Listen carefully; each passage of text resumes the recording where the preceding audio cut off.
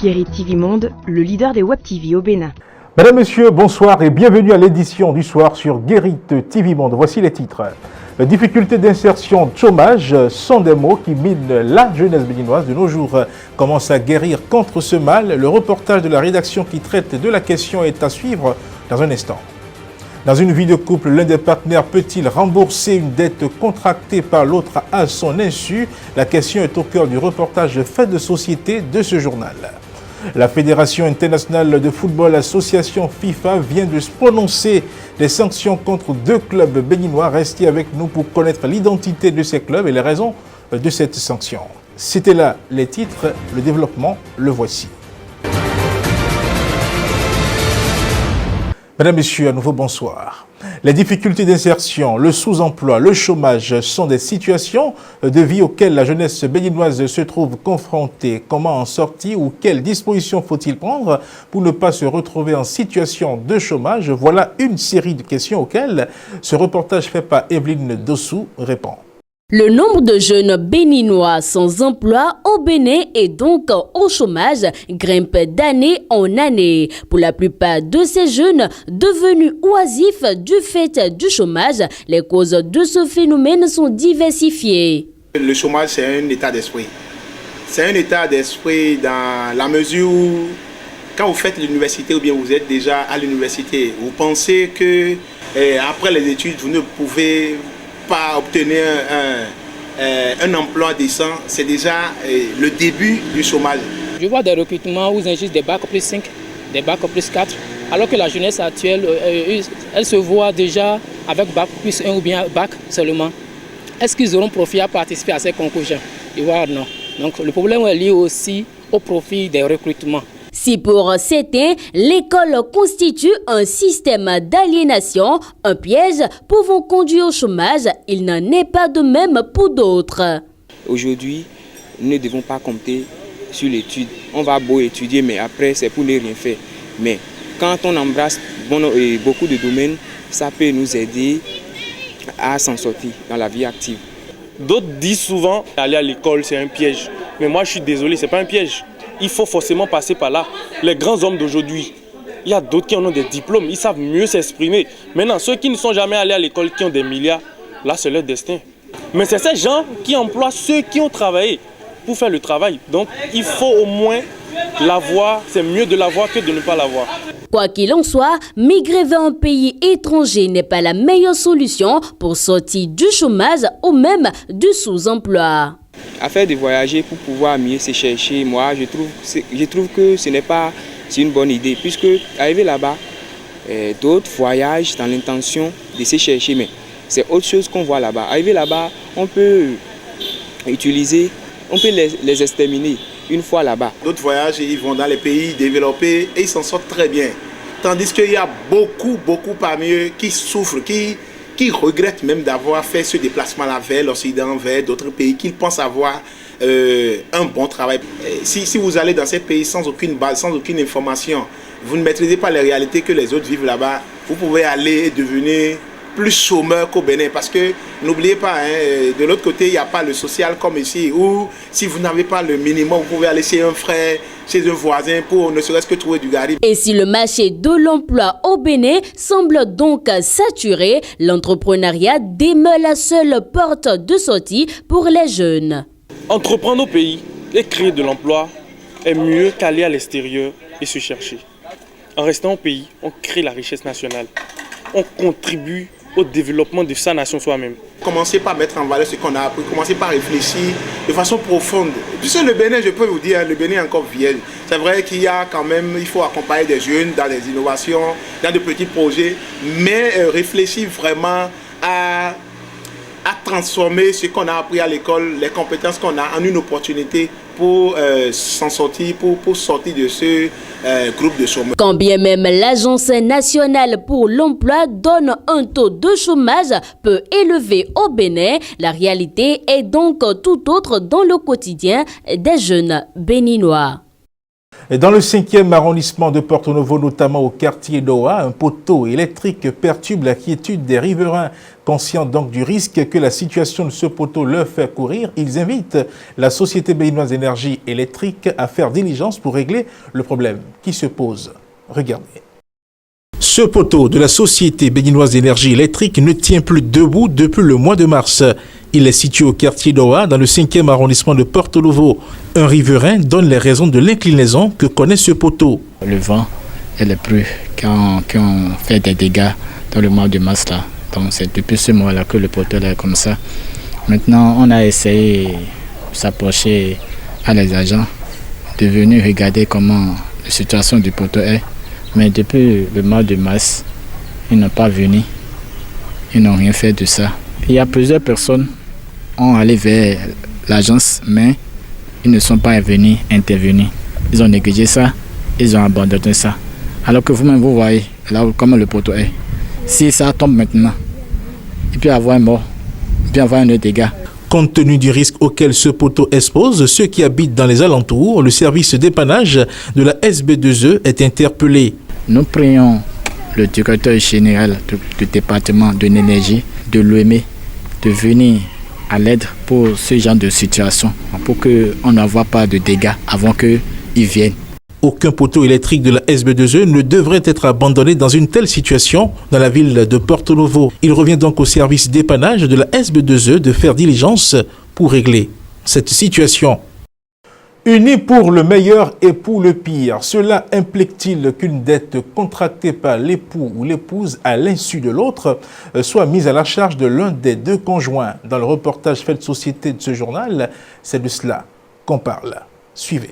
Dans le ménage, l'homme et la femme sont appelés à se compléter, à s'entraider, à partager les moments heureux et difficiles. Mais au sujet des difficultés, l'homme ou la femme peut-il rembourser une dette contractée par l'un ou l'autre des partenaires à son insu?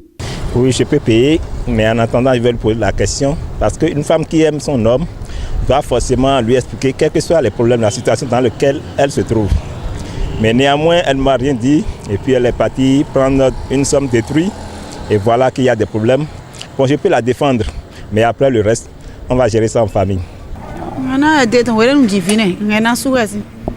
Parce que quoi de Moi, je peux payer cette somme pour mon mari à condition qu'il fasse de bonnes choses avec l'argent emprunté. Sinon, d'autres hommes empruntent et commencent la belle vie avec une autre femme au dehors. Dans cette condition, je ne pourrai rembourser.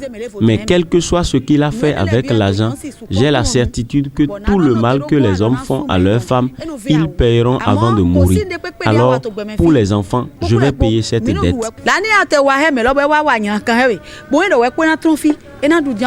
ẹ sanwó náà tẹ́ bá sanwó náà bùṣe àbọ̀ wá bá òun ni ọ̀rọ̀ tiẹ̀ lọ́tọ̀ ìsínlẹ̀ àfàpótí méjì lẹ́jọ́kọ̀ fèsòfèsì lẹ́màá gbà ó ló yáwó kí ló fi ṣe.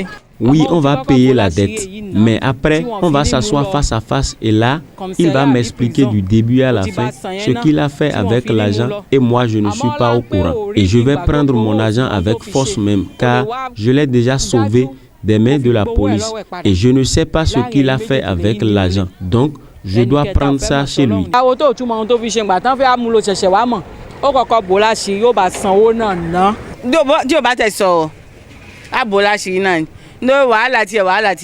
Moi, je dois l'aider à payer cette dette car la honte de mon mari, c'est aussi ma honte. Je dois l'aider à payer cette somme et après, on pourra gérer entre nous et lui exiger qu'il me rembourse mon argent.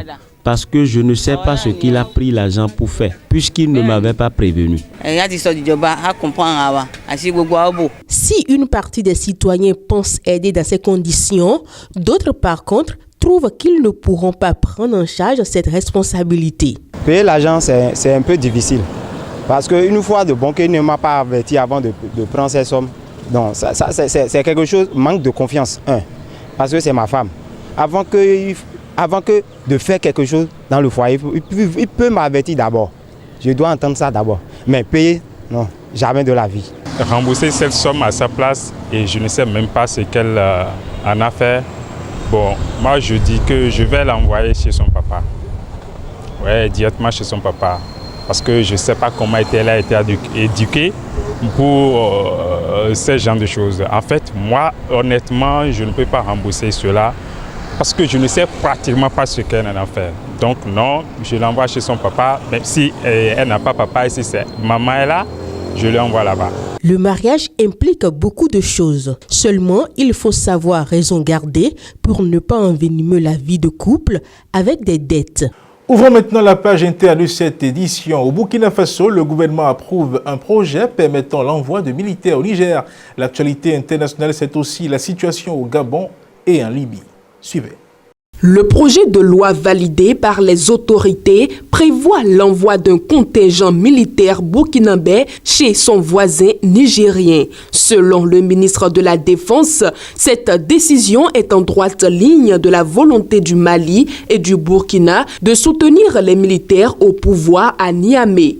Après le coup d'État, les deux pays avaient, dans un communiqué conjoint, annoncé se tenir aux côtés du Niger en cas d'intervention de la force en attente de la CEDEAO. Je cite, « Sans être bellicite, il faut dire que cet engagement se fait pour prévenir et mener au mieux notre lutte contre le terrorisme et répondre aux aspirations profondes des masses populaires burkinabées. » Fin de citation, a expliqué le ministre de la Défense nationale. Le colonel Kassoum Koulibaly précise que, je le cite, « Ce qui touche à la sécurité du Niger touche fondamentalement à la sécurité du Burkina Faso. » Fin de citation. Toutefois, pour que l'envoi de troupes ait effectivement lieu, il faut encore que l'Assemblée législative de transition adopte le projet. Au Gabon, dans la journée du mercredi 30 août 2023, la principale plateforme de l'opposition a demandé aux militaires qui ont renversé le président Ali Bongo Ondimba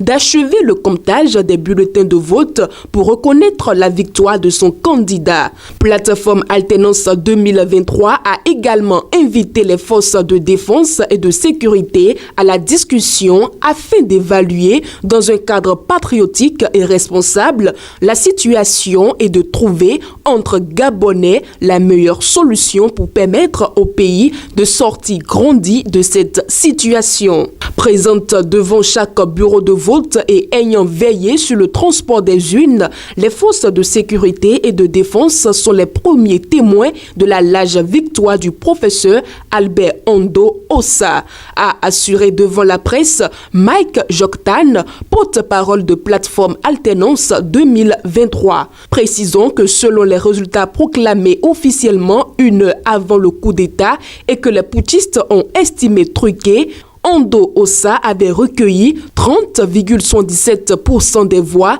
contre 64,27% à Ali Bongo au pouvoir depuis 14 ans. Mike Joktan invite l'armée à superviser la reprise du processus de centralisation des résultats de la présidentielle de samedi qui verra la victoire de Ondo Ossa dans les urnes officialisées. Je cite, « Il faut situer les choses dans leur contexte.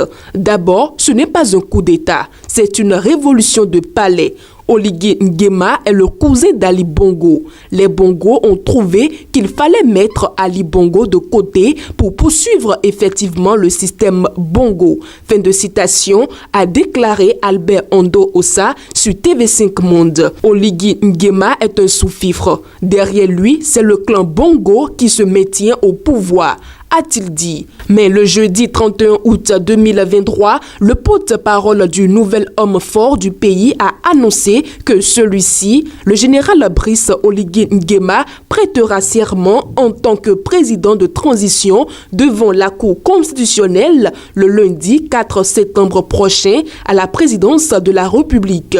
Pour finir, le premier ministre libyen Abdul Hamid Deiba, basé à Tripoli, rejette la perspective perspective d'une normalisation des relations avec Israël. Cette déclaration intervient après l'annonce d'une réunion secrète qui s'est tenue à Rome entre la ministre libyenne des Affaires étrangères, Najla Mangouche, et son homologue israélien, Eli Cohen. Lors d'un conseil des ministres, Abdul Hamid Deiba a déclaré, je cite, « J'affirme notre rejet catégorique et complet de toute forme de normalisation et notre parti pris total en faveur du peuple palestinien et de sa juste cause. » Fin de citation. Depuis la chute du dictateur de longue date Muammar Kadhafi en 2011, le gouvernement de Tripoli, soutenu par l'ONU et l'administration rivale de l'Est de la Libye, sont restés hostiles à Israël, selon Deiba, qui a ajouté que malgré tout ce qui est arrivé à notre peuple, il s'accroche toujours à ses principes et à son identité. D'ailleurs, d'ici, je porte l'entière responsabilité de notre gouvernement, quelles que soient les erreurs commises et les responsables. Fin de citation. Rappelons que la déclaration du ministre israélien des Affaires étrangères avait déclenché des manifestations de colère dans plusieurs villes libyennes. Des manifestants avaient pris d'assaut le siège du ministère des Affaires étrangères et incendié la résidence du Premier ministre à Tripoli. La ministre Najla Mangouche a été démise de ses fonctions. Voici maintenant la page des sports.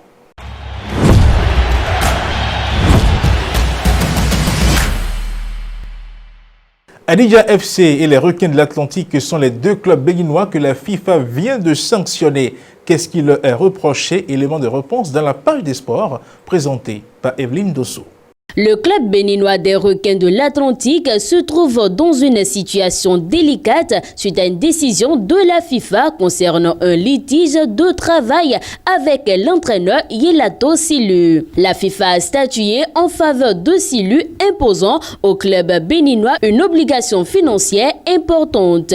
Les détails de la décision de la FIFA révèlent que les Requins de l'Atlantique doivent verser à Yelato Silu une somme importante à titre d'indemnité. Cette somme est majorée d'un intérêt annuel de 5% calculé à partir du 6 mai 2023 jusqu'à la date complète de paiement. Il n'y a pas que les Requins de l'Atlantique qui soient confrontés à une décision d'indemnisation. Adidja FC, le club béninois, a également été confronté à une décision sévère de la FIFA concernant un litige contractuel impliquant l'ancien joueur du club Sori Ibrahim Koné. La FIFA a statué en faveur de Koné dans cette affaire, imposant au club des obligations financières substantielles. La décision de la FIFA oblige Adidja FC à verser à Sori Ibrahim Koné une somme importante en tant qu'indemnité pour rupture de contrat.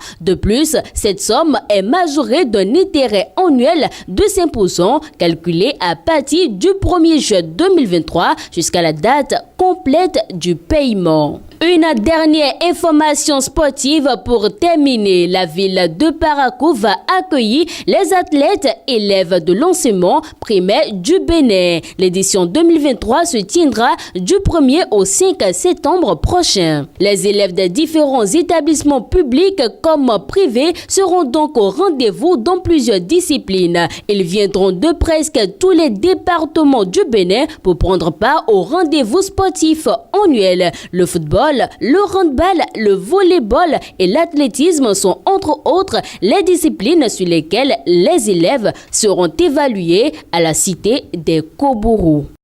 Mesdames, Messieurs, c'est la fin de ce journal. Merci de l'avoir suivi, mais gardez toujours présent à l'esprit que le problème n'est pas le problème. Bonsoir chez vous.